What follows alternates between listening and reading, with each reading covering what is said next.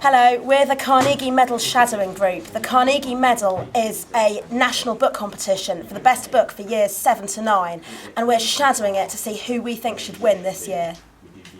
Okay, so this is a book called Blood Family, and I've been reading this recently.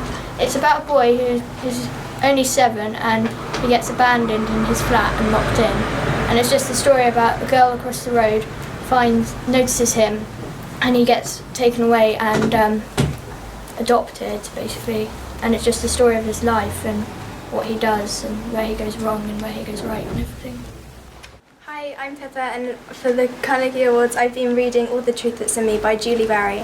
Basically it's about this girl called Lottie and a girl called Judith who've been missing for 2 years. Lottie's body is found at the end of a river and Judith has recently just come home. The start is quite interesting but also quite confusing, so as soon as you get past that it's a lot better. But it's more of a love story than anything else, so it's really emotional and gets really deep at quite a lot of points. Right, I'm going to tell you about Child's Elephant. It's about a boy who gets kidnapped in Africa and he meets up with an elephant and they get split up and he gets forced to join a child army while fighting against this new government.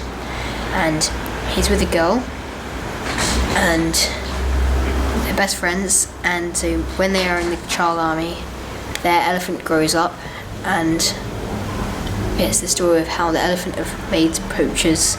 They evade the government while secretly trying to stop the child army, and they meet up again at the end, and it's all very happy. It's a really good book, so I'd advise you to read it. So at the moment I'm reading a book called The Wall. It's based where a child finds a tunnel that goes under the wall and he keeps using it and he meets friends over the wall. But then his stepfather isn't very happy about it. I would highly recommend you read it. I really enjoyed it as it's sort of an adventurous book, which I like. Hope you read it and enjoy it.